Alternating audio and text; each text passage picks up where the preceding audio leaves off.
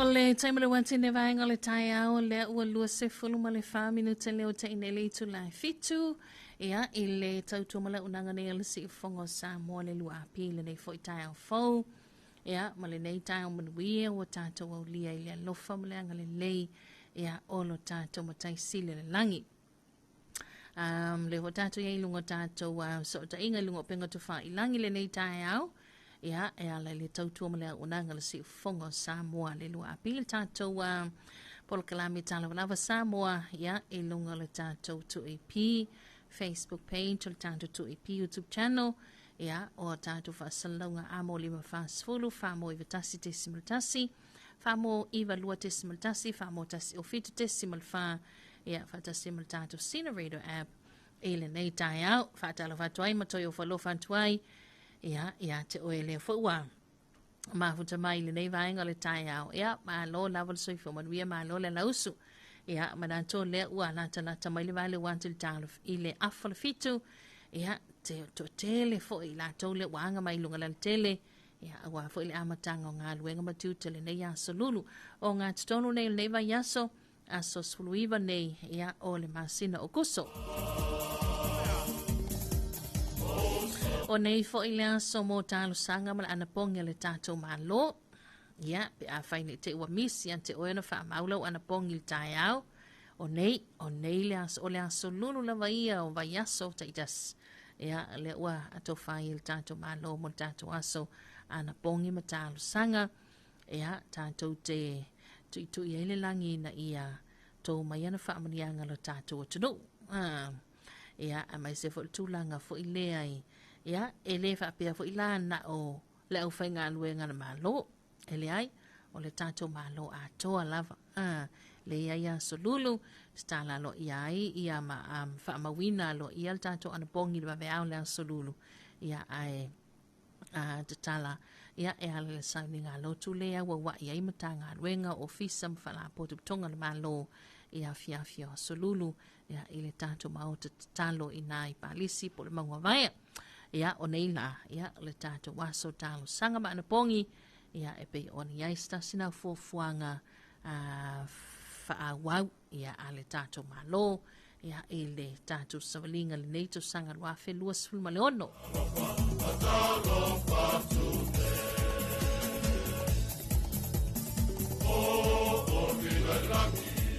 Ai talo vantu ia pe a fai ona na ua to ai tonu ufo i lo fale fai ngā luenga ia mai sil to tele i la tau le ua anga mai lunga la tele ia i le neita wa e i la tau e amatal tā le valu e fa i la tau e amatal tā le afa le valu ia fa solo tula i le tā le iwa pe ona i le tele mo tā ngā luenga ma ofisa le malo ia o le nganga i le neita ia o malo le usu malo lava le ono sai malo le fa malo si mai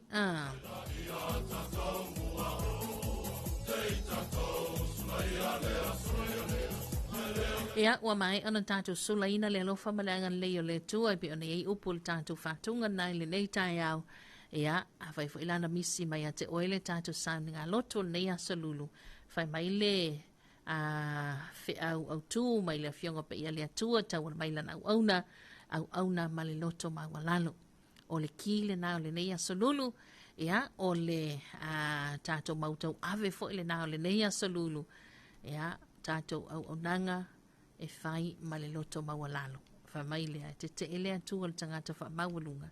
Ia ai au le atua ma le tangata loto mawalalo. Ia le na o le tātou au tū le na. Ia o le tātou falawa fa le nganga le na walaulawina. Ia e te tāli sua mo tātou ai ma wana fa silinga malosi fa le nganga. Ia e le nei fo ia so la tau ia ma naia. Whatala whātu i le pa ia la inga sāle vi a fio anga malala whanga te tasi ma lolo soi fo manu ia ia whatala wa fo i le pa ia nei mātua i tonu mauta malawa ia mai se fo i whatala whātu le aia lau mātua i pulotu mu tele sa la whai ia mai se fo i vai lele tu ma nei i māpui whanga lele ia ma lole langi ma tafi le nei tai au ma lo lavolo soi fo manu ia a tala wa fo ia i la tau o lo o whaafonga ma ua a tātou whaasalunga, ia, i tonu so se maota ngase, ia, mai so e tonu a inga pe a whai wala whai mai le nei tai au, ia, o ti ngā le tau au, ia, o ti ngā le ulu, ala mai le tai au, ia wha mai e wa, e se a pi ingi ngiva piko kasi mai loka hulu, ia, pe ala mai le tai au, o ti ngā le talinga, po vai ngā ufufonga, ia, o le tulanga na, ai whaatala whantu, ia, ma lor sui fomanuia, a talo watu i le sunga ia Mau Hans Kota. Ia, good morning. Ma lo le usu le wailunga le awala moli nei whanau. Manu ia le tiute, ko i kiki ho aku fuatia. Ia, morning le sunga mau. Ia, ma lo le usu le sunga mal faltua mal no whaalo. Ioe. Ia, toi titi tau nu umai ia le tau whai a fuatia male. Ma le panikeke lua tā la le malosi o le panikeke le sau. Ia, ma lo le usu. Ia, le ngata le sunga ia mau le ua anga mai lunga na le tele. Ia, o le loa loa se tātua tino iso se vaenga. Ia, mana to le to tele le ua anga mai. Ia, whai o le au whai ngā ruenga. Ia, o le moli whai o nei whanau ia lantou whale a onga. Pito la awa nei mātua. Ia, mai so e nei whanau e i lantou na usu mai ala maweau. Usu mai anto tele le maweau le tā le itu lai whā, tā le lima, mai se lana i whanau mai le au whenga ruenga le malanga mai pasi. Ia, mai se o fio anga malala whanga i tua wai whai taimi. Mea ia o le tā le whāia le malanga mo mua, o le afa le whā malanga lona lua. Ia, o le tā le lima le si malanga, wa solo mai ai. Ia, lafu ila wa pākengi le le e fua, ia le moia na pō ma le umi o le whai mea o ngale na iai. Ia, al whanau a o ngama ila toa la usu tai au. Ia na ne ite i ua misi le malanga le masani o na ngai mai ai. Ia wawa tele le taavale. Ia ai o le ala wafoi e makua i tu mulawa tātou pasi lau pāsese. O le ala rana tātou taxis lau pāsese. E alono winga. E matua i le ngā whatia ai le telo taavale le ile malo le antunu. ia wai e ini si ainga tutu ta avale ai o le pas a fa pe tasi al tangata ave ta avale ia ia ala wa malanga na tangata po nai fo wa o fese va enga la ia po tutuangia ia ona tutu le ta avale le oi ia ai o le pasi pe po le taxi ia fa talo fa toil mamalu ave ta avale lunga la tele malo le la usu ia malo foile fa to tu te favor ia mai so ele wa anga antu mana matanga wenga le leo ia tu te fai le malo le malo ia o le nganga le na ia fa so le mai le anga mai fa malanga inga ia inunga ala te tele nei tai au fa talo fa tanto proclame Talofa Samoa le bulenga ma le ofenga wenga ia ale Fexco company ila to ia le lo langolong su malo sil tanto proclame Talofa Samoa le tai au ma le tai au Atalavantu le sunga ya ilai tu itama mayava. Good morning from very cold weather in Sydney. Ready for work, 4:30 a.m. Ma lole tautua tunuu, ma lole la uso wan tautua ina Samoa man wiela waso. Ya, fa taitele la usunga ilai tu itama mayava. Ha pena foi man wia telefo ile ala uso nga wenga batiute. Ya, olewa afalfai o i Australia.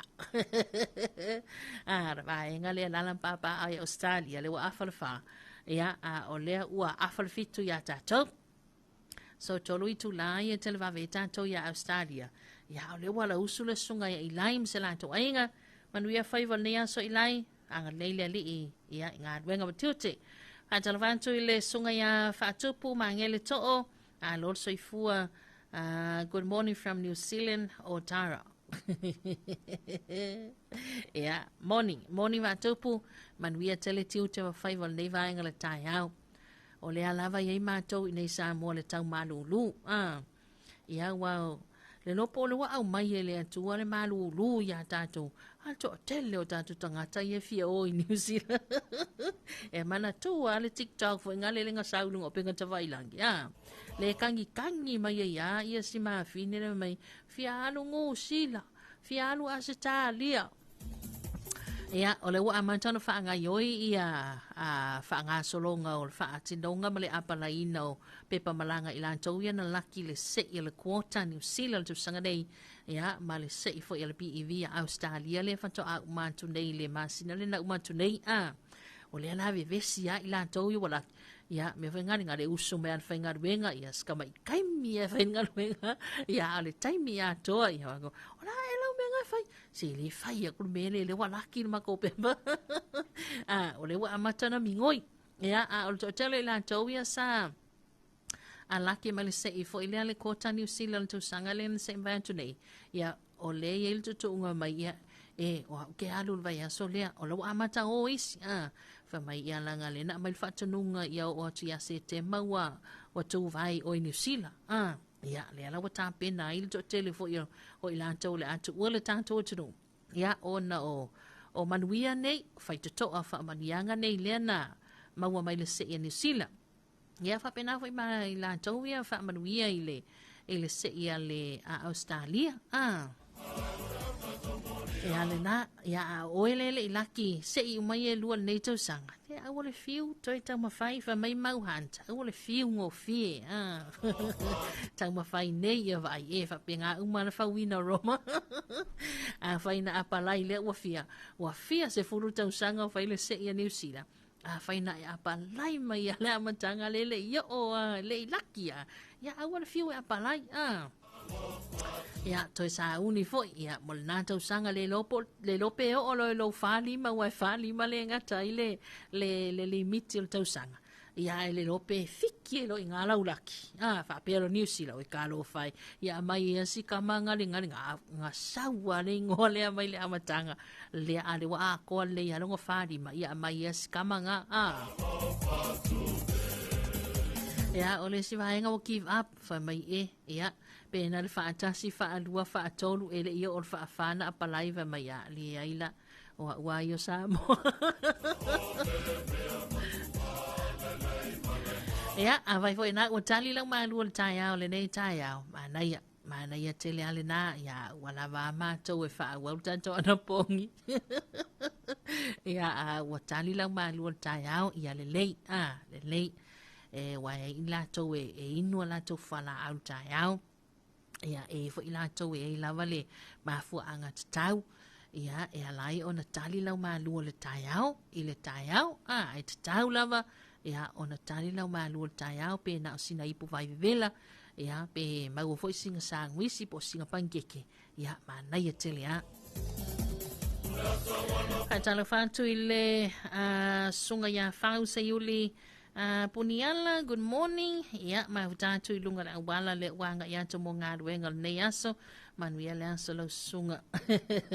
Au tai tele lava lau sunga whau. Ia, manuia tele fo i tiu te mawhaiwa nei aso. Ia, alo fatu mo lau sunga mal faltunga ma le ainga. Le sunga ia tele a te vanga, good morning. Manuia le aso, manai a tātou sa mo lo malulu. Au nei haua i o ka se vevela lea ua tolu sulima minute te ele valu. Ilu tai au, tai mea mātou, whanau longo antu manu ia whai matu te le aso. Talo antu, ia, good morning, lo sunga, te lea, te vanga male ainga. Ia, o lea lai vave ia Hawaii, lea vave Hawaii le itu lai tas. Vave Hawaii a tātou, lea ua awha le valu. Ia, i Hawaii, ia, o lea fo ua te lai titi laban awha le fitu ia tātou i nei Samoa. Ia, malo le usu i tiu te mawhaiva, lea lai vevela Hawaii. Ia o le malulu ia New Zealand, malulu Australia, malulu atua i Samoa. Ia le na, ia wala ia toi fialu New Zealand, le wo o mai ina ia tātou tau malulu. Ia, taimelo wante leo se mai, lea o toi lua se fulu ma le tolu minuta le tana tā lea. Ia o le itu lai valu nei tai au, tātou se emes tātou whaafifianga, ia whaatalo whantu foe, ia i le tina i Antitia Maria. Mai se ole sunga le whaafenga inga ia pasta tia o tualangi. Ia, mai se ole uso ia Hana, le ina o Jeremiah. Ia, masalato a inga na mahuta me lato ina i vai telefou. Ia, good morning. Manuia tele ne ia so lofa tele atu mo tau. Ia, manuia tele tiu te mawhaiva o le nei tae au. Tata se mastato whaafifiang le sao lau webese o li im tamaitai mai le lau mua kolisi mai walungo le fifi malifa. Ia, ele nei tai au wa mai sau ngei ia, sau la ia ta fia, o por bese mai sau ia, ta fia. Usu fia mai, ta pena fia mai nei tai au teilua, le ai ma se wha no ele nei tai au wafu ele tai au le lei, ia, o le tai au e talia i o mana onga, o le tai au le wa usu mai. Ia, wa usuanga i le bank, wa usuanga i le ATM. Ia, o le tai au le selenga, ia i lātou fo, ia maua le lātou tutongi, ia i le aso lulu nei, ia, malo le usu.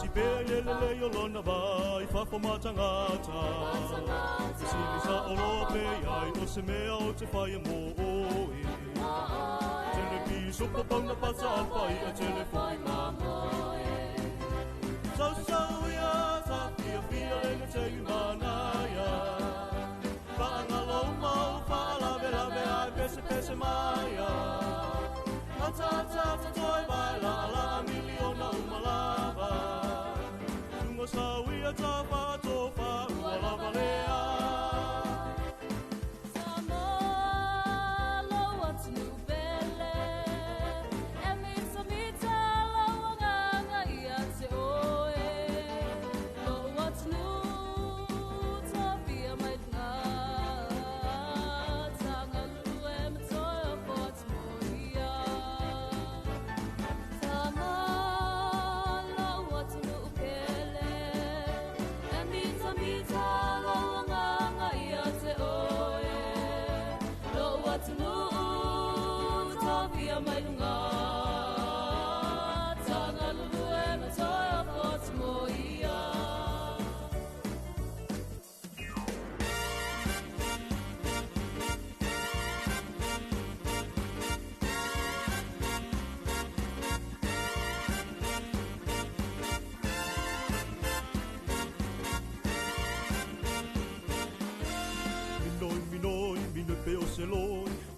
sipa uanga oi oi, kololo pa a pe pe e ua loi loi, so iti sumale pe o se poi. Ha ha ha, te alunga uta, i mo to tuolo o pisa, e su e ai so upa a malu malela, so ia e te alu fa ala awe, ta te lupe lupe awe, tangi tangi awe, olo olo tolea, zawina fa pe, zawina fa a pele pele, minoi minoi e, minoi minoi e, minoi minoi ane, minoi mai ala upele, awe ta te lupe lupe awe, tangi tangi awe, olo olo tolea, zawina fa pe, zawina fa a pele pele, minoi minoi e, minoi minoi e, minoi minoi ane, minoi mai ala upele.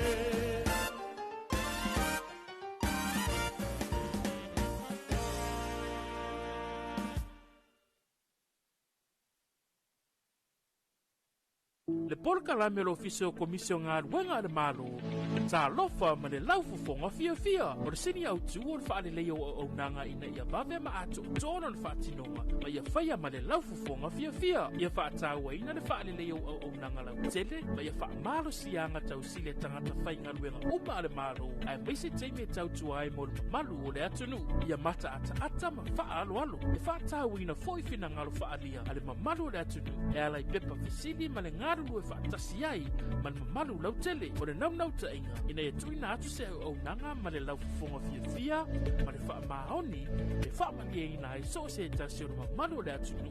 Ilona vave ma le lei ato o toa. Ma o nei swinga oma e a mata mai ya oe. Wha ma ite swinga le lei. Talofa ma le lau fufonga fia fia.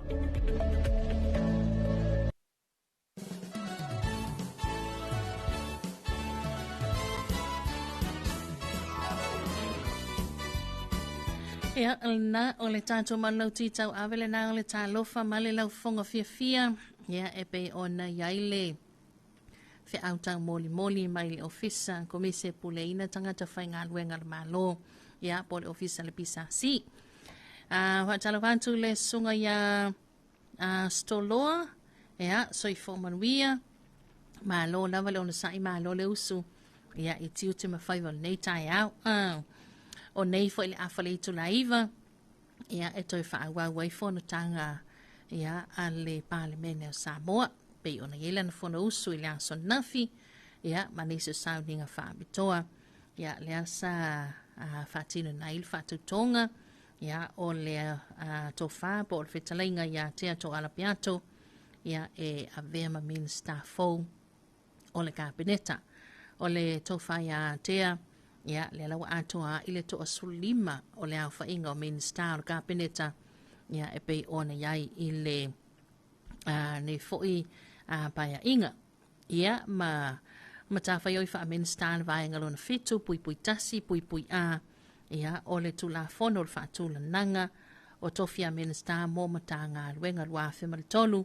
E pei ona talialo ia e lana fionga i lawa malo Samoa. Ia le filifilia i o le tofa ia tea to alapiato. Ia e avea ma minister fou mole fono au faitula fono Samoa. Ia whatasia i male official komsina o sulfainga. Ia lele ileva atu na faile whatautonga. Ia a le fionga foi i le whaululunga. Ia po o le fionga komisi. Ia o komsina. Ia o le sulfainga ia o lea ua lo ia le avea i o le tofa ia tea to alapiato ia avea ma minister e le ngata lao le matanga luenga po o le fono au faitula fono ia ai mai se fo i o le official komsina sulfainga ia le pe ona whatirina lea sonafi o le tofa ia tea o walu sulfitu tausanga ia o le matua lo na soifua ia mao o le afionga fo le tofi faipule po le tamao le tumalo a le tumalo whapalota vasale langa numero 5 ia e pei ona pale mai ai le tofa ia tea ia stasina sauninga pe ona whatinina le aso nafi ia mai se foila Ia, o le tofia lo iai, o le fionga ia wha moe tau loa wha savalu a siulin, ia e vea mapule sili, ia maso e tusi sili alo tātou malo. O le fionga ia wha moe tau loa wala tala tātou le lua sul tau sanga, talu o nanga lue, ia e te tono le tātou ofisa le nei, ofisa o pule ma so e tusi sili ala malo. Ia, ma o lea fo ilae, o mia ina ni se o wha ilonga tāua loa, ia e pe ona iai ia whailonga mtu spasi taua loa tikeri whaaloia ia o le whailonga o tikeri o le whapisinisi fi toi tonu lea le whaatausitusi ia ma le tamau a inga mai le University au au le Pasifika ia ma o se tausitusi alo ia ma o le sui foi o le whaala potutonga so tusi ma tausitusi alo tātou tunu. Ia, ele tau whailo fo ile sao, ma le tau tua o le fionga ia wha moe tau loa, ia ilo tātou tunu ue pe ona iai. Ia, tau finga, ia, lea ua wha manu iei nei fo ima tau fia lo iai. Ia, ilo tātou ma lo, whatalo wantu leo so ia ruta o ke sene o tupo. Morning sis ma lo tau tua lea whato a usu manuia ngā luenga ne ia so lo whatele atu mo o ele uso pele. A tau tele lava ruta. Ia, o alofa nā, o alofa nei, ia, alofa tele mo oe, ma le ainga, manuia tele le alo usufo i tuta mga luenga. O le nei tai au, le sunga ia li o ainga fale tangoai, ia, ma lo le soifo manuia, ma lo le lange, ma, ia, mai sawa ila tau le ma ua tātou whaasalaunga. Ia, o le maua se taimi fo i lea e meli mai ai, pe tu ina mai elfe autostusia, pe awhai o ngai drive, ia ilunga le taavale ilunga le tele ia fa tala vatu tātou por kalame ma lor so ifo manuia le sunga ya tapuala fa lima totofi ta manuia ta fili manuia tele favor le tātou tunu pa anga fa pera utelenga a tai tele lava i lau a fionga tapuala ia ma lor so ifo manuia ma lo le langi mama ia ile nei fo ivahenga le tai au o nei fo ilale afali tulaiva ia le fo ile anto usu ia ile fo no usu le pale mene po tai ta ile tato malo ia ma e ia fo ilunga le tato au nanga le nei o le tato wa so ta inga tu sa mo tato fa salanga tu sa ia ilunga le tato ala ata le malo le TV iva fa pe fo ima tato fo lai pe o le tato fa so ile nei tai au o le tato tu EP Facebook page mo le tato tu EP YouTube channel ia e te ma ua mai tau manga ia ma fila fo inga fo ia ale fono tanga le palemene po ta ila tatou malo. A talavantu le sunga fa fengainga ya Reverend Ireneo, ia ma le vatuia la pua, ia ma no faala mai solusa Sofia le wala usmai tutu ma faiva nei tai au. Ma lo le usu, ma lo le fa malo simai. A talavantu le sunga ya onsi, ia masalanto company Nali Jan Sam I matautu. Ya, ma lo so fo man via ansi, ma lo le lausu, ya, man via tele fai van nei tai au. Talawantu le tina matu ya vai loa, ya, ma se fo ele ansi en nato pampa shop I nai no fa lii, ya, ma le o fai ngā wenga, ma lo tawa ta I tiuta ma fai va amata le nei tai au. A talawantu le bandu le antano ui na tanto marketi funga lei, ya, le sunga ya sua, ma se fo ya, talawantu I le fiongo ya auto va sili, ya man sunga so salato o fainga wenga ya ailinga tele na malu na mawonga tanto tunu o lo auto ba atu ya mo la to fainga fataunga a mai se vo ila to lo anga ya to e vatul sapalai ya ina ya maua pea ya o loa matulanga mana mia ya ilo tatu tunu o le aso a talvanto ile sunga ya tele taulia ka bless a tele lava manuia tele ia tiute ma faiva ni aso le sunga ia va a boleta gitiona talofa ma lorso I fo manuia ma huta tu I Sacramento California manuia o faiva fa tele lava I lau sunga va ia manuia telefo I tiute ma faiva o le nei va ngole aso ia wa pe al va ngale o I US pe ia le o taula talata tu la to ile auli ia wai tele vavel na tau taimi, ia tātou. Ai mua le tātou aso, which is la foto aso lua lātou. Ia, o le waso lulu tātou. Ia, alo vantu le sunga va amaruia tele whaiwa matiu tele nei tai au. Tala vantu le sunga ia pepe li, Talofa le mai moa mai mwhawhunga mai uta. Ia, ma lol soi whamaruia lau sunga pepe, anuia tele whaiwa matiu te o le nei vaenga leaso. Tala vantu le sunga ia mātai o Roof Soluzione. Soi whamaruia le nei tai au fau ma lo lava. Lol soi whamaruia mātai o. Ia, manuia foi fofanga mga aduenga o le nei vaenga leaso. Ia, o le huta mai le sunga ia mātai o e Queenselani. Vaenga la lea le kapua i le Queenselani. Tala watu, io e vai la sa o tele au. Le whamai va. To e vanu minute tale i tu la se fuluma le lua. Ia, le la la already atu vaenga le mo la tu smoko. Mo la tu taimi malo lo. Tala watu le sunga ia mua au genta e. Morning watching from Hawaii. Ia, ka maiki o le te maui. Ia, ma lor soi fo manuia le o fionga mua au. Ma lole o na sai fo i tiu te mawhaiva. Ia, o le nei tae au. Tele ma tele vaenga tātou tal no ai. Ia, whai lava matu nā tu sina whaafifianga. E taitolo ina fo i maoe. Ia, a whai fo i nā wala talata lo taimi malo lo. Ia, mahalo. Mahalo on sai. A talawantu le sunga ia sa lote sa lea. Ia, waba aila. O le vaenga le o uta. O lea ua toi valu minute tale tasi lea oli. Ia, ese la ia uta ma o le vaenga le iwa. O waa lea ele i tal sulua. Ia, o si vaenga le o uta. Ia, o le la a tale tasi lea oli. Ia, sunga mua au le mai mo mai masalato e ngane Hawaii. Talawatu le sunga ia mau uleo. Good morning everyone. Morning Samoa. Malay for my whanunga le nei tai au fo. Mai le atua ka bless Samoa and everyone. Te tele lava bau. Manuia tele o whaiwalo fili mal nei aso. Talawatu le sunga ia so feni seu pui pui. Ia sei fo madvia. Mahalole ala usu tiute ma whaiwa. Manuia tele nei tai au. Atalawantu le sunga ya David le lofi. Soi fo manuia from New Zealand, Wellington. Koi kiki a maanga wa o woi Talofa. Ia. O lea la usu malito teli. Longa winga la le sunga ya David. O lea sa sifi po le po an po. Ia. O lea to titi manava. Talofa toi fo i si vaenga sia sa. Fita itunga mga luenga matiu tele pong sa. Ia. Ua mawaiatu lea sa e to famo tato mo moe le lei fai malo longa le lei. Ia le lava sa faatino tau tiu te mawhai walo filima. Ma lole tawatai ma lole pale. Ia tatu se masta tau whaafifianga. Tu ina atu nei vaenga tai awan talo atu le sunga Tanielu Kennedy Matoka. Tai awan manuia mai Queensland Australia nei God bless Samoa. Morning le sunga Tanielu male ainga. Ma lole soi fo manuia. Ia talo atu le sunga whaatai a mosa. Manuia u whai wal nei a sa fau. Ia le lo mahuta mai melepone. I Australia.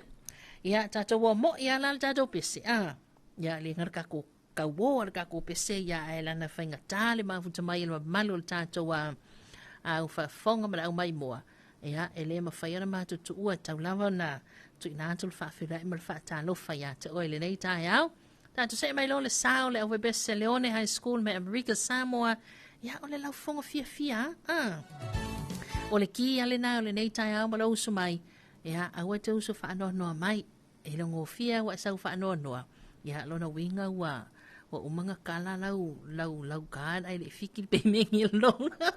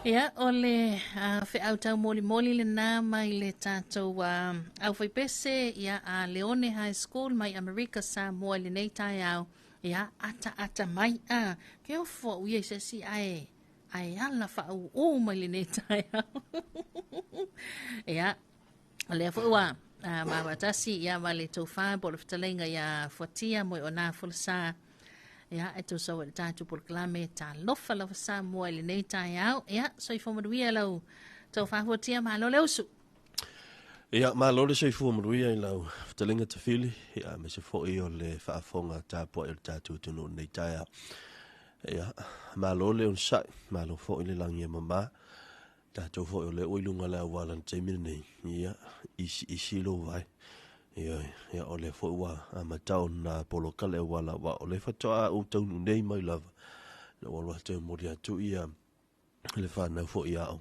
a o le wa ingale na le ua I le wala ia wa maka o ngā kaukulei ma poloka fo I le wala tele fai mali maua o ele on sa mana ia o le na mai ia le sunga mau ia o le te tuai te isi mai o na le whalainga pankeke ia tulanga la na fuatia ia whaaftai lava mo le maalua le tai au ke vai ako ese lo fia ai o va ai le tau vai a fuatia ia wai ele mawhainga sa vali mai te rola o eli tafini tati fia fatas pe ata va ai atu falling on maula sone Alona winga tau na afe mai a alena le mahuta mai a fa mai le lunga la wala moli na yona alo ia talofa te sunga ya mau ia me se fo I ole to te lo la tole lunga le wala te mine fa talofa te fo ile le sunga la man la te mino o te le manu piki o e te fin tia sorry e la kula lo mangu ke na ki le fa ka fiolai se vai ile te e la kula lo mangu ni kangila ona on ia li ole ale me o fa ko foi vai o le tele taimi o le tele no su me foi le ia wa masani lava fa ama apa o se me fa fo no sa voi le tilo ia fa e di sia so o su me perché le luala e mo lo mo fa Wana nei la. Sole. Wo ke ia vango e malangia o maluma o le pita I lumo o lo fare o I mori. So fa pe po ile ka vare ni pe ska vare se. Ka no saunga sole ona no manu. O fa fora mo wa sa ora ngai kai. O le fa mai ke ro e tafini. Ke o ke moe o ke re ma moe. Kon pena ngalo ko pu fa ka mai sone. Ke no me nei fa ka fa ngai ni siku. Fa ka fa ye siku. Wa afu fo ri ya afu ye wa de na ngonga se ma fa fa. E ke re a se me ana e. te le a se Ia ne sungala man. te le la vale a venga ma mafala e felua I ma sungala man a wal mele ia e foi e pe u avea ia tatou fale tatou ia e fai ma no fuanga e mapua ne ai ma mapua tu ai ma foi ma fai sana malo longa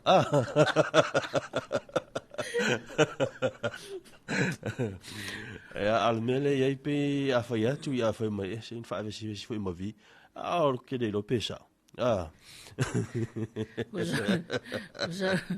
Usa mele ele ia o vi a mea uma. Ia vi ia fa sao ia nge ia sus kamera no mago.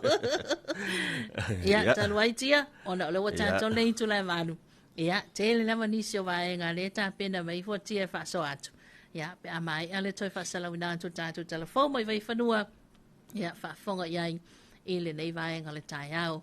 Ia le tu fantasia ma le fonga ina tu le sunga por tamai ta ia fenian fefereti mai le vai nga o telefone.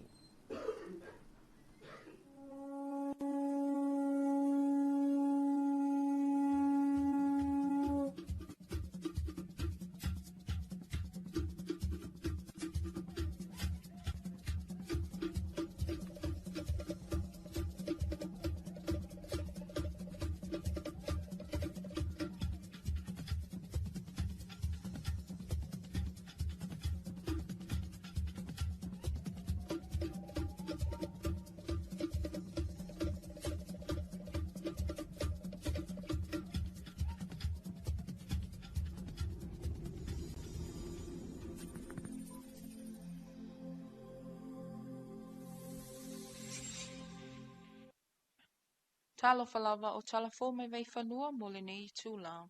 O lo whanga solo nei ngaluenga whaapitua. Ale Samoa Airways mo le talaino ni sovae ngole vaalele. O le FWFAY. Lena se ese mai le awala tula wele ele. Imanu ai Amerika Samoa. Ono le malo sio savili. Wa whaia le whai unga le Samoa Airways. A wase toe whaalelea le tū mau.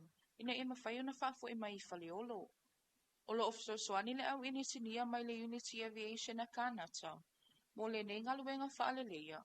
Ai me se o le iloilunga, ale kampani le ana whaatau nu umai e le vaalele, ilo na whaalelea mua. Olo ave sea vaenga ese o le vaalele. E au fia le vaenga e whaatontonu ai le lele. Vaenga o le afi whaapea. O le iloilunga whaapitoa. O le afi soani e whaamautua I pe mawhai. Ona toe whaalelea le vaalele Amerika Samoa. Pe mana o miona ave Kanata mo nisi ngaluenga. Waloa ia neile tofinga o whaamoe tau loa a siulin. E avea masu e tusili fo le malo o Samoa. Ino o whaatau tō ina ilu mo le fono a wau whai tula fono. O le whaatau tō ina o whaamoe tau loa. Na whai e le taimo le tau au whai inga le palemene. Ma wa a matai lola na mata whai oi fo. I le ofiso le sui tusi le malo. O le fionga le palemia. La ule le mali e tole o te pola tai vau fosi Schmidt. Na ia sau noi le tau o le nei tofinga. Male mata whai oi o le sui tusi I le whaamauti noa ino le manino, ma le tali atu le pule ino alanga ua le malo. O le so ele se aso na whawhaweta. O le aso na tofa ina ufatu langa le tatou whainga malo. Whatau nuai nisi o whirwhilinga. Wha le malo. Ono mataupu a tūlai mai I le whainga malo. Malana whainga malanga le ni no whainga. E mai ai o le afianga o nisi o minister ka peneta. O mafu ai una toe tofia nisi o minister fo a laile so. Ato fo I ma le whirwhilia. O le avea e whai masua tu sisili le tatou malo.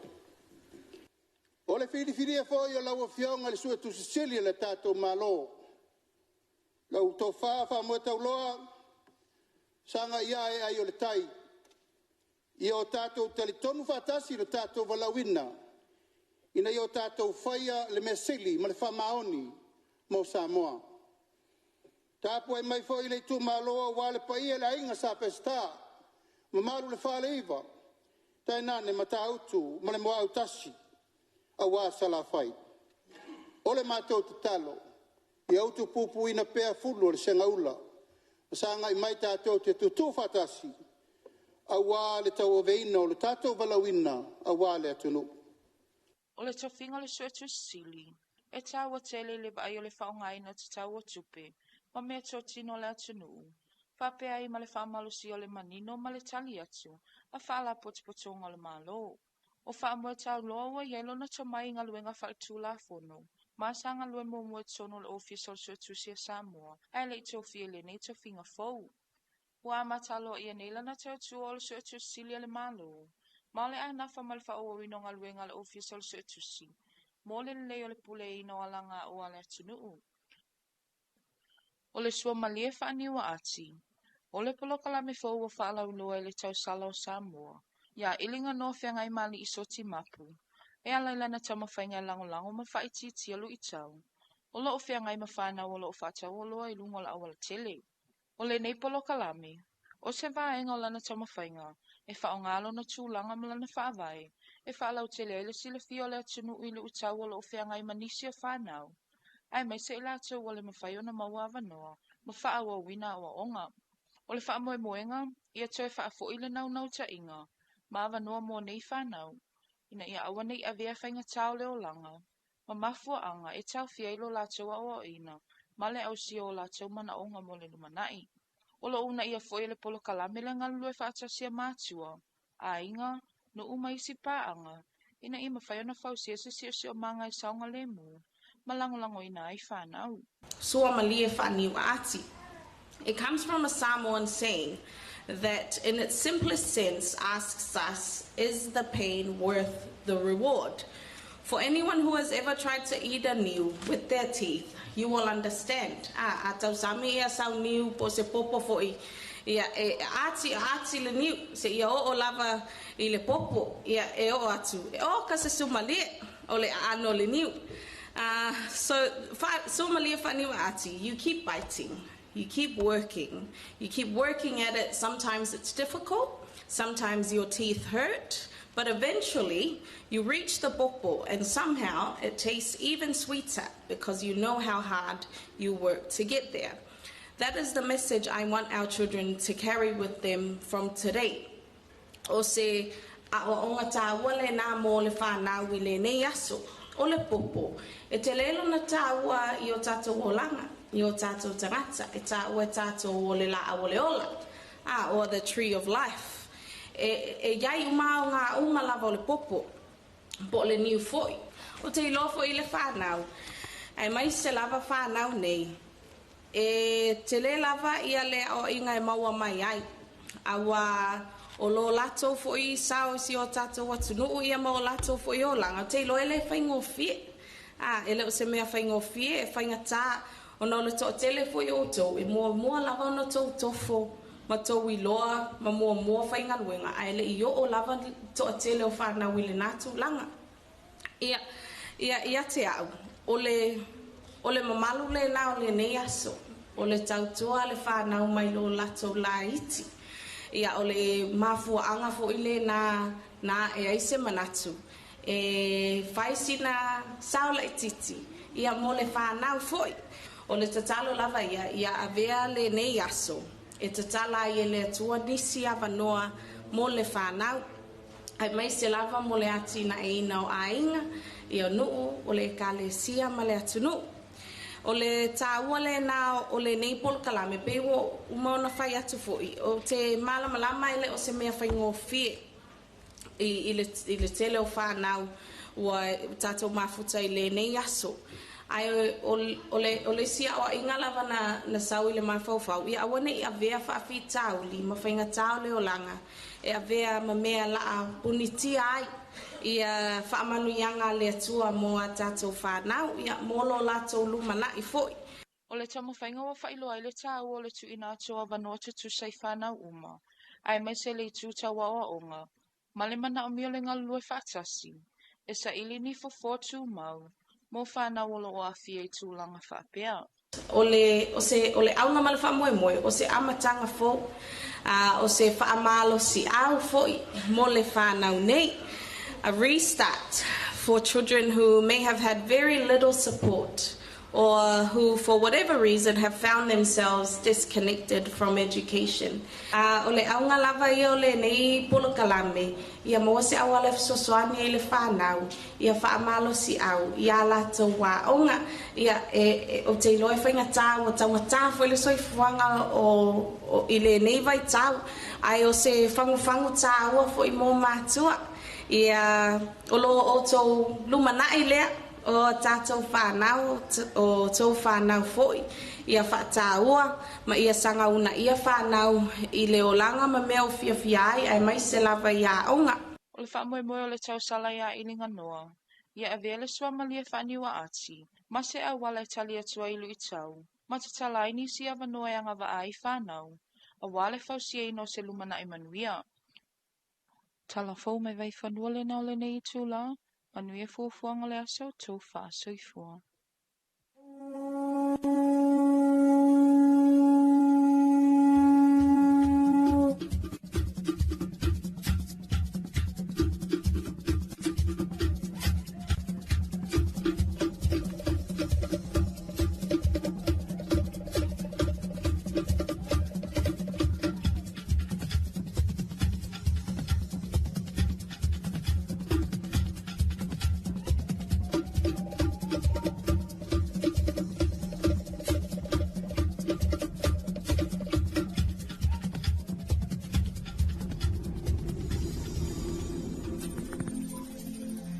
O le tamale watine vaenga le tai au le wasfulu minute te enele tu la valu. Ia, o le nafo e o whaafonga le toi whaasala una antu tātu telefon mai vai whanua e le nei tai au.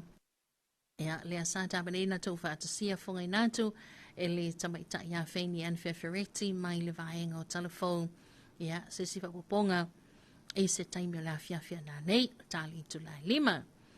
Ia, tai wha talofa atu, tātou poklame talofa lava Samoa. Ia, pe awha ila nā fo i whatoa e maua mai tātou so ta inga tu sa ulungo penga te wha ilangi le nei tai au. Ia, lea fo i wā whaita waso i le tautua. Ia, mai se vo ilo soifua au nau lea fionga ia ilinga noa, fianga i mali i soti mapu. Ia, o le tau sala o le tātua tunu. E pe ona iai, ia, lona fo i tiu te whatau sala mo na whaiva lo filima. Ia, e pe ona amata mai iai ina ua pale mai tau sala o Samoa. Lua afe, lua sulima, lua afe, lua sulima leono. Lea ua whaita waso, le winga le whamatalanga. Ia, awa o le aso tolu sulon masina nei. Le amata il tātou wha moe moe fo e lea le tātou mea sina festival. Lua afe, lua sulima leono le tātou malo. E taua lunga la le vai aso atoa lea i le pola stonai. Ia, lea ole a sa ili ai se tau sala po se la le leo Samoa. Ia, mai i alo tamaita i foi. Ia, o lea ua mai ona restala ma a tāpenanga. Ia, mo le tātou mi Samoa. Ia, ona taua lunga i foi le ina o le sao taua. Ia, o le afionga ia ilinga noa. Ia, e pe ona iaila na tautua la tātua tunu. E se vo ila tau fai valo filima. Ia, e le tofinga le tau sala, pe a pale mai le tau sala. Ia, mai a fo ila. Ia, ona sa ilia fo ilia le tau sala le Pasifika. Po oai. Ia, o le a vea fo ima tau sala le Pasifika. Ia, e pe fo i ona awai atua. Ile tama ita ai po le afionga ia ilinga noa. Antalawanto ne tato pa agar buteli salafai. Antalawanto le sunga ya Johnny Tauti. Ya, good morning. Malo la wala sui fo manuia nei tai au. Ya, malo la lausu. Tele mano noa i ia tulanga pe o na lipo tia mai lungo penga te wha ilangi. Ya, a ole tele fo yo nai lawa tanga ia ni iai. Ya, o tato wha soa. Ya, tele lawa mato wha soa atu. Ya, po ani meo tutupu le tato wa pa usisine yo Samoa. O lo wha solo pea ia le... ta milusanga fo e male asocio le taalonga le Pikapol. Stasio taalonga i le vaona a matalia i le ileva fo e nalo ia i tutonu le tātua tunu. E taalonga leo le Pikapol. Ia o le pola na nei, po le afiafia na nei. Leo le a whaatina nai ia le tina ia ma se mafutanga alo ia i le chima le NUS. Ia i le NUS. Ia ma saunoa whaapitoa ai pe saunoa ngalo ia le afionga i le minister o na matanga luenga o Ta'alonga ia malanga o le fia o tangata le afionga ia ona po se wa muli le tuunga fasitoma ia o le saunoa autule na mole po ana nei ia o alfa moe le asosi le ama le au Ta'alo lata i le tolu sel nau le au fai le au Ta'alo ia o na nei fo ila ia lea fo i ole a sauno ai lea fionga i le minister. Ia, a tōle matu pala le au malanga. Le team le o mai ono fili. Ia, le ole amalanga atu i Vietnam. Ia, mole sa ilinga sampini, ia, mole word gap. Ile vaya so fo. Te le ilo lau tau fafo tia po le mea wa e sila po wa e tanga i fo i le whatinonga le Ta'alonga le ole Pikapol. Ia. Ele aili tofi ya pe ole la mai e fa longo le telo temile Ta'alonga le ya tasilo Ta'alonga le fo e inicio na ya lo mfa na ine ole fo linga mai e fia ya ile fo i tu ai ngo Ta'alonga ole fo e fa longo atu ya ole il fa mo o tatu au Ta'alo malanga atu ile tunu ule ne o Vietnam o tele fo tala fa ye ewe esa le lava wa o le Ta'alonga lea, ele ngata i tupulanga talavo wa tia. Ia a o lea fo e maitau. Ia wa e se tasio sui Ta'alo, ia o le Ta'alonga lea le tau whaia tia. Le e matala noa, wha mai so le e iai mato ina malo matua. O le mea mana ia lale na, ia ele o whaatapula a fo i lea se tausanga. Ia o whanau, wa e vaenga pena e tolu la ia vaenga e pe ona iai au mix ia au tapo la a tamaitai ia au tapo la lii ia mal au mix po le au ia fefilo ia tamai tai mali ale la mana ile fa mai e malanga mai male au au ta alo mai America Samoa le le anga i mai ai o tele i ta alo i fo i ta alo nga le fotia ia le o tau lo atu ia kai pe ia whainga le ping pong ma le tenisi ia wai e mama le polo le whaonga ka mo nga le pe plastic ai pupu ia o lona patela ia e mama fo ia nga le pe ka nga le pe fiki ia pa pena uma ia awa le la e fa pe o le ye mai la to ia nai to ina ma nai lo ma tu ana ia pa fa a wana va velo o fa o lo ia la lo malum fa so ai le lo pe te wa sa ro ia mau fa pe ro e fa ulu ia e fa ulu ska ko au nela ia ai pe o isi a fa mo o le e tapena ia ta to tunu ia misi fona ia lam fa na ia pe o na ia le fa mo le o le fo itu ai ngo talonga ai o le tau nei le toi fa o fona palmene a tfil wa pe o na fi ia le na tol po mai ia a fo ia fona palmene na fi ala fa tala no ni so tu la fono a tau fa ofi yo na ini so pili o la wa tala no ina fa tau fa lua ia ila sana na ia mal fa mo la e toi fa nei o la wa bata on na fela fo ingal pan meni ia fa so e fo ia manatu sui e tu so le tu la fono le tau fa o tu la fono le ale Central Bank ia po le fa tu betu todo samo ia la wa fanga solo ia ile ne fo va yaso ia e la tatu tu le meta ia pe ia tu la nga ia tatu fono le va yaso ia pa wale si va nga na fia na usilfia umar tatu tunu ia tulanga foi sai ia ni so fa tonga ia male fitu na inga tele la le o ye nei ia fitu na inga le o tatu nisium ta faioi ia o matanga alwen le o ye lon fitu na inga ina ua sau no foi ma fa ilo le fionga le palemia na ifsuia inga o le matanga alwen le sai le fionga ia toi lupe pomu nuku on semo tanga wenga ngalwenga o le wai lalo nei va inga le li palmia ia o mta fa u malava ia le LTA EPC o le swavai o le spa ia o wafu o company va a Samoa ia maisi o danga malava sai ai ile fionga ia tolupe o le u fa se malava ia ilalo le va inga le fionga le minister al palmia o Samoa o isi la mta fa i sai le palemia ia o le fo ua fitu nai ma tu atu inisio na minister o le isi mta fa i le sai le fiona le palemia e pe o le tatu official fono ia ma le tatu official le o komisio sulfa inga le ombudsman o le official na lua o le ua minister i le fiona ia te pe ato to ala pe ona fa tau to ina ile asana nafi le ua minister lango ai le susunga tuia ia po fiona fo tamal fale ina ba fu ona fa tau to na nafi mai ola fainga palota mo il silfia tatu tunu ele i le vane ia tu ona umal fainga palota le tu malo o isi la ia ngalwen po isi official sai lalo le fiona le palmia pe o le pisasi ia o le pulenga le o le komisio tangata whainga aluenga le malo o le o ilalo nei le vainga le fionga i le sui palemia fionga ia mulipola ana rosa ale molio maana na fifoi ia sau noi le fionga le palemia e alo ia ai le avea mulipola ana rosa ale molio ia masui palemia ale tatou malo ia male kapeneta ia se ia uma le nei paia inga ia tau manatua mai e lua tatou sui palemia le na filifilia o le fionga ia toe lupe po mnunuku ona semo ia le sa filifilia ia ma le fionga mulipola ia na ia foi ia vaenga sa tuina mai le amatanga o le no fo inga i le fa tautonga ia pe tai ona tulanga tau famsino ia le la ua alo ia nei le fionga ia mulipola ia o nisi o fetuna inga fo i tulanga o a fo i o minister lango ia mo fate ta inga le fionga i le minister o tupe po le fionga fo i sui palemia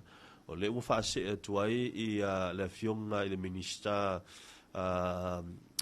leo tupe maua ia le fionga i honorable paunga talalei paunga e avea minister lango au le sa avea minister lango le fionga i mulipola na Rosale muli o le tofa i asiata o le ua whaase mai avea minister lango i le fionga le li pale mia ia wa o le tau mai tau atu ia o le fionga ia o le tofa i le vai malai ia asiata ia o le fitalainga po le sunga teitu ave valoanga ia ma le fionga le minister mtanga luenga o ainga ma anga fisota i honorable moefa o Julius Tafunai o la toia le ua tofia ve minister lango i le fionga le lipale mia pe ona fituna inga ia mo le fio tatu tunu i te ua yesa mata upo te fialu ia i le la foi e fa ulu sau o polasi mta upo fa pena foi le fisota ia nga i le ombudsman ia ma esa ili minister ia o te susala le fionga ia te peato ia ona po te peato e te le toia nga ila le fionga le palmia o le ufa se ese ia matafa yo ina sai le fionga le palmia mana ia na ia e fa pena lava ia fesu ia inga na e pe ona tofal vetalenga ia fotia ia anisi fo yo sui ia mai se suinga i tofinga so ia minister ia ma o le afionga po le tofa ia te a to ano peato le ua atoa ile se fulima o minister kabineta ile nei foi pa inga ma le faanga solonga i pe ona yai ia le tato fainga ma lo le taimi le nei ia ma o le tofa fo ia te ia o ia leo o le afionga le li fai pule mai le tuma lo fa sal anga numero fa ia wa valu sulfitu to sanga lo na soifua ia o se tasi fo ile o te ulutai ala mauta o te lo te o le tangata matua le tono le palemene le e te nei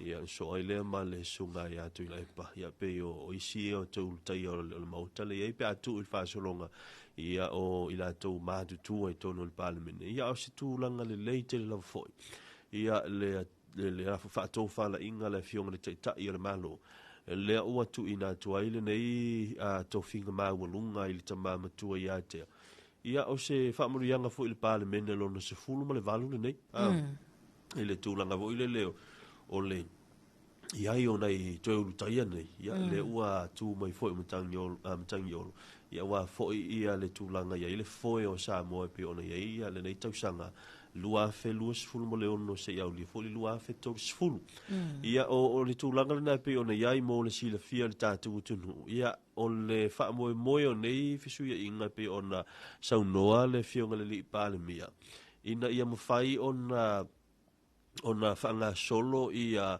ngā luenga le malo ona e tele ia nisi o ngā luenga o lea e tau mawhai le malo ina ia whaatau nui tono le paia inga le nei ia o le asolana na ia o le fo wa toa i ile se fulu masina talu ona se mai le sa o le vanga fa ile fa tu ile tu sa mo utasi e tau ave ia le fanga malo sa mo ile nei pa e inga ma o le tulanga lava le sa no ile fiona le pa me pe o mafuanga na le utam foi o mai ia isi minister e lango anga isi minister ina ia mawhai ona solo le lava le whaatinonga o ngāruenga.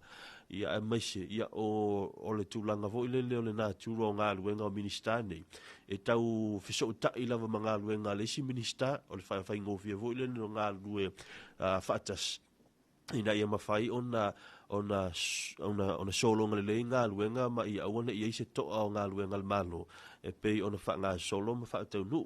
Ia pei o isi vaenga te tele, o le stasi vaenga le suinga o le komiti le o le o scholarship ia o le ufa se atu fo i lalo le vainga le fionga i le ministawa onga le fionga ia ono po ai ono elek e ke roma ia o isi vainga te le lava na i suinga ia o fa pena te fil so fainga malo ia i so fainga malo utuna ia e fa pena lava va ia tai tai e fai lava ma faila na fisuia inga e fuanga i lunga i le tulanga fo i olo ia le la fo i le anga inga i luma o le tato fo i malo mana ia fo i swinga nei e pe ona yai ia le ana tau lau ina atu e le tau whaia fuatia. Ia, o le whaatita inga le leia tau lata mai. O le a fionga le tamai tai sui minister. Ia, wa lea e minister tupe. Ia, o lea laua se e mai ai lea fionga i lele i minister tupe maua. Ia, e avea ma sui minister. E pe o le sota inga na o mea tau tupe. Ia, i le la tau sila fia. Ia, e le tātou kabineta. Ia, o vaenga ia wanta mau a inga lufi le tātou o tino. Ia, o nei fo ila la afale tu la iwa le toi amatali ai. Ia, fono uso le tātou malo Samoa. Ia, e whaafonga fo ima mai moa lawa iai. Ia, e whela fo inga taitai le tātou malo. Ai, whaatalofa fo tia i le sunga ia lua manuwae petelo. Ia, malo soifua lua sase lua. Asia simaile atu nuu alofa atu le sunga ia J. Samuelu. Mamuli angatele David Carter. O le MJCA. Sunga ia tino mawha uma, whaimanu. Ia o le Salvation Army tātou whailoa i Sitaimi. Whaatalofa atu. Le utumose. Ia, manaia. Le hoelai uma saulea se singa lua manwai i. Whaila po ai o maumalu manwai mua mai. Manaia. Atalawa atu le sunga ia Lawi Ula tufunga Olsen. Ia, ma lor soi fo manuia ne vaenga le tai au. Tarawa atu le sunga ia Benny Mala, good morning. Ma lor soi fo tai au fau. Le lo fatasi mai papa toi au kilani. Atalofa atu le sunga vai moana. Ia, ma moli fo ile fatalofa i na iona tua a i laulii. Tamaya le apai muli anga. Ia, mai sewa ilitina ia senani le apai. Ia, ma lor soi fo manuia. Ma lor fafonga mai nei taimel tai au. Ia fatalofa atu fo i ia il motu tele salafa ina to sivi le fingalwenga le naumati creation. Ia me se fo i o le sunga ia Filippo ma le lato fo ia inga fatalofa atu fo i lea i le tamaya pe taia me se fo tina ia siuli na fale ula uta e whaafonga mai lava le tātou tautua. Ia mani sunga ia mau malo na matalano. Fe mai o le umana whauru lana pau. A mantua fo ia fo tia mau malo le asa tūlanga lua. Ia ile tauwanga tunga pau ile le fua. La tūlanga le teilo le la finau ia mau malo ile imesina. Kusa le sa tūlanga lua ile fua. Ia yoni. Ia o tau mawhainga na lau iai. Ia wasili atu. O le ala e fuafua. E tau na uma le tuunga, le tuunga i nei le Measina Festival. Tūlanga lua. Matala noa, a fe mai. Mai se whai mai tango e lui atu i a mai e sau masana pau. E mai se langa wana o le tele o le tala mai e tauna sau se i mao e vai po i o ma ue e a foi. O le e mau le malos. O vai atu le iai. Vai. O te lo mai e le isana pau. Au te roi mai lau fuso mai lang fa mai o la e vili mai ya fa mai la fa lana na nga fuso. Oi sole. O longo vi. Ia o mai Ia o le sunga mau malo. Ia o mau malo fo ile e va ia ia fa sa o la fianga. Po ko fi o la fa su fa sa. Kusa Paulo fa sa o sa la fa suanga ia ila ko ma ale kia la por matati a mau malo. Ia wifi yaso ia. Ia a fa pe o nei la solulu e tau na si le a foi le fa sa o la fianga. E mo mua pusar sua vai. E anu manga me a ango ia si ia le fai sua. So nga be se mai ato tu ole tingi an mela ia. E me foi le ia mau malo. Ia vai e fa ngala na papa ia si ia fai sua. Le ala ku se kaule mo mia se toleng ia mau malo le lava e alo le pau i so uma ia malmane ia foi o tante de mau malo. Ia wala e alo le pau ole tulanga foi le lei o le tausinga. Ia wa alo pau ia tau samil fai sua. Ia wala me nga anu manga me ango e asil fai sua. Ia ole tofa fo ia ma. Ia o ma ia e tele fo Italiani mai. Tele Italiani. Le ngata le fusu. Ia o le tau fa mau popo mai ia le asosi fusu a sala fai. Ia mai se fo ia e fai fo ana tina e ko nga kapisi. Ia. Kapisi vai kapisi sainga ia. Talo. Oi, o manga. Na matala no. I. Le fa mai eu fa longo mai o le tapena le tatou time malanga sa vai vas fo. Le mai longo mai. Ya la no fa mal tala mai. Ya o te longo ia. Ai o le te malanga. Wa lu te. Ia. Ya. Na fo ia o longo atu ia. Ta felo ina ta wai le. Ele a wai mako tim le. Ia wa le vai so fo. Vai so fo le malanga ile to fai fotia. Ia le fionga le pule a Singapore ia ma le tatou team. Ia mo le fa moi le 7 sa to le pai. Ia le fa salawina tu sa o foi lai lunga tatou au nanga nei le malo le lua api ia ma le TV iva. Ia aso lua sul fitu lua sul valu ma lua sul iva. Ia ai tol se fulu lua. Mata lo tatou mea sina festival. Ia o le 7 la na to le pai. Ia tele au. O stasi fo ile o tatou uni le wa mai ona restanam fa aulu lalo le yun lakapi ia alo tatou tunu le Samoa Football Rugby Union ia e pe ona iai ia ole nganga le tatou malo ina ia una ia pe ia ma atia ele talongo lakapi ia tono tatou tunu wa fotia e sa le lava ama pe o le fa mo au tu na ia ole tau fa failele o le foi o whanau i le tūlanga o le lakapi ia i te tonu o le tātou tunu. Ia mai se lava, e pei o le mafuanga le lava e tau mawhaile tātou malo ina i tū lei ma i o atutua le tūlanga le o a foi o tātou tālonga. Ma o le tasi foi le manulauti le e whaamua tātou malo. O le amata mai lava i tua inu mawhiuanga e tā pena mai ai i a tūlanga o tāle ni o alo ma whanau. Ia mana tuala le whamoe na le hawhio anga o sato o le pai. Ia ili vai so fau, o le awhasalau tu sa o ilunga o tātou ala leo, ma le tātou ala ata mai nā i le motu tele sa la whai, ono afe ia le manu malo, ono afe le manu malo le fo i taimunu sanga. Ia ele o se tamai se leni, le nā se leni, ia o se tūlanga le leitele. Ia o le a whapena, o le tātou mata ma mai moai le tātou tinu. Ia ile na vai aso pe a tau pule ola e o tia ilo tau soifua ia me se foi usa mātou foi ola. Ia tātou tāpena mai le tātou siva ma tātou fia fatas. Fa moe le mesina. It's all free. Hoi kalanga le fe mai ai. Yes. It's free. Nana e saua te matamata. Tope tāpena ngau mea ai le fiafi. Ia o mai ma le whanau ia i tai i wa o le tele o tātou events. Ia e whaatino lava ilu mā maunta le whalo le mā lo. Ia ma isi tātou no fuanga o le lava e whailo atu.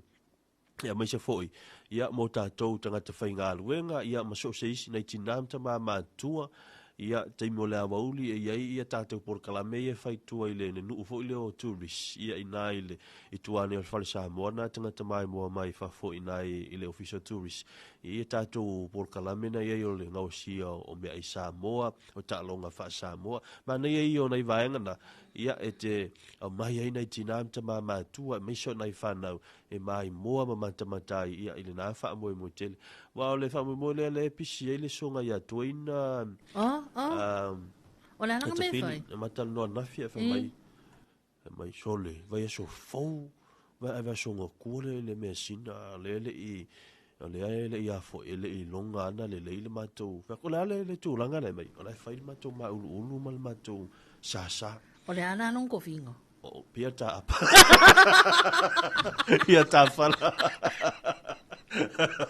wasao fa vetaia tuale tai pese wasao ar kulanga ngai ku ia fa piko awano no winga pito iluma ia ma ko vesi ke le kingor kama o inga ere ia ko se domingo ke sela ia ai pe o le tasile na o fo tatou fa fia ia o le au talavou le kale se katoliko ina i lalovaya ia le songa ia tuin ia le ua faamutino o mon faulu ia la fe me ola ko fo enu metas me na file na lua e faile sei le fono le committee le o le mesina faile le sei fa tu langana ola tola mo me la ko ga sei me wo ke le sei aki ke ko no merkas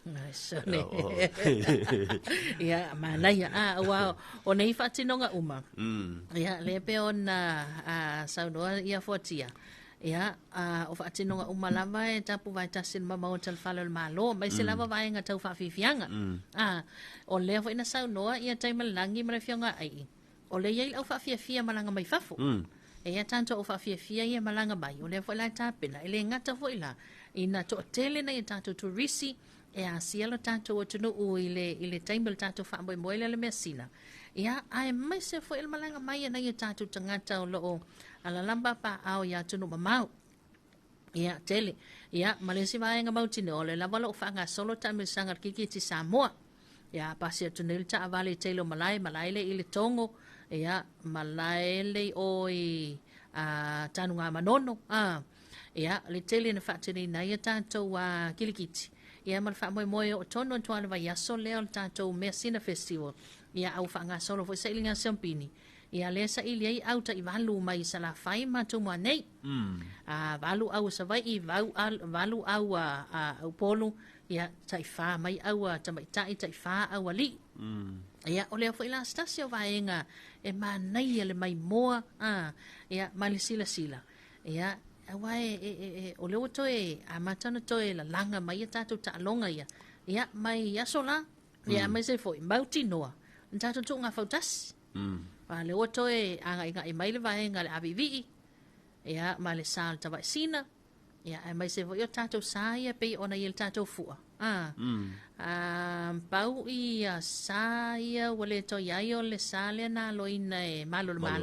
Ia, ma le official tine mu. Ia, atasi ai ma le tau sala le vasan loa. Ia, o le tu mawala le lima o sa i nei tu manei. Ia, ma le tasi mai a mātou sa vai tia. Ia, sa le lava. Ia, o sa ia le ua va ia tu o le ua i la tau tāpenanga. Ia, le o mautino fo ila le sa lo e malo na mawal fatala ia o le ato ia lo e tamatua ia a tamama ma le au ma fana wa onga asanga to poseko. Ia wa alva asa lo ia o la fa longo longo atu ia le na. Ia o le mautino wa le au mai se avo se lisi. Ia o va o mai o le stala mautino. Ia al tulanga na ia on mana ia. Le wa matan to va ia tu la cosa ta va sina. Ia ma le va ale to mo le avivi. Ia mai si va ai wa o te lole la to al va ale a pia. Ia le maroon. Ia o le va ale telefoni le fu le va na mata to le ninga a tsunga le ya ta umra na wa. Ia mai si va o le va ale mai ma u pen fa pe o le la to ya lo al ma na ia o tam fa si va ale le tau sala le va solo le na ine le tutotas. Ia o va ana le pu al ma na ia la tau tam fa ia mai ma u pen fa pe o le o to o mai si va ale ia ai o le tu nga fa tasi tau sanga nei e le fa tanga ina le fo spuni ia na o le fo la au ia ona o le lava e tau fai ina ia nga isa o ilunga o le ngoa o le festival mea sina Samoa ia o mea sina le tātou tunu ia so ma taimi utuana le tau fai e toi na langa mai e pio na ia fo ia tātou ta longa ia fa Samoa malo fa talofa le sunga ia fili mea le to nise nona. Good morning, Luasase Lua, watching you guys from Melbourne, Victoria, Australia. God bless. How they tell you, Sunga Philly. Talavatu le sunga ya le wayelu. Ma lord so ifo manuia. Ia manuia ia tawur banga mga luenga le aso fa manuia le tua. Talavatu le sunga Philly maua msalanto ainga. Ia le mahuta mai lunga penga tufa ilangi. Ia ma lo lava le ono sai ma lo fo ile. Fa ma lo si mai nga luenga matuta manantua amantal to tele. E la tau fo i company pisinisi, mai se nisi ofisa e amantal tala i tula e valu, fa la potu tonga tuma oti, ia ma lo leusu, ma lo on sa i tiu te mawhaiva, ia e la tau ole maua mai le poloka lunga lan tele, ia amantal tala iwa, ia fai ma lie, wane i fa o e le kiu le na, ma le poloka le na, ia lo ta pena fia mai, ia ngā luenga ma tiu te peo na iaile ne vahenga le tai au, andato se me stato fa fianga, ia wasa i foil tato puklame Talofa Samoa, ile nei tai au ia ona toi fa wa we leo tatu fa soa ia ma tatu se toi fa monianga so i fo mas fa nau fa vivia anto le sunga ia Andrew Mavaa ia male ava uso Samoa ona na kongo ka ko ka sila fa ni o ma ko suena vai ma vai le lupe ma lo penga wa la fa so sila wa fa so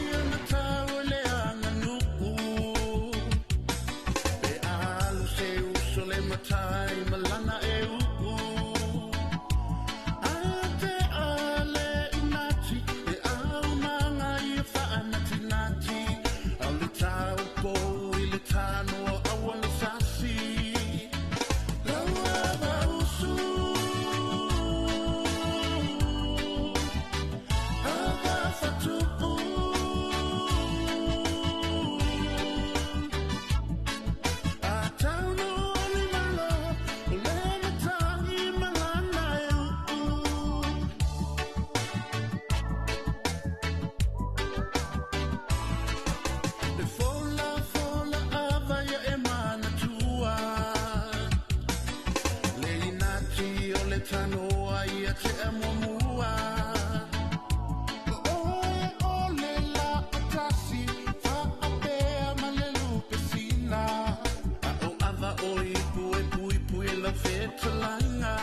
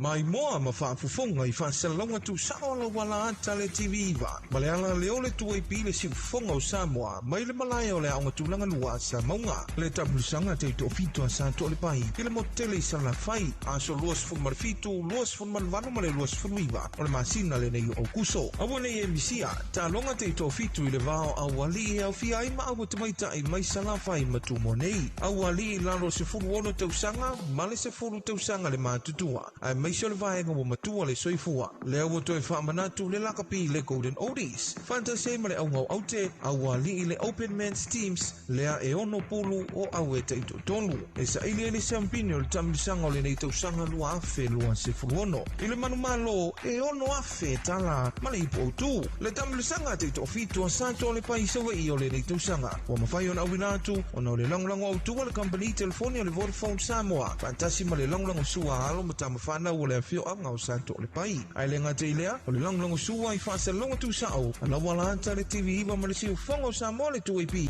Mai le malaya o le awa tu langa lua sa maunga le tamisanga te ito fitu o le afio a ngau santo o le pai le mutu tele sanga whai.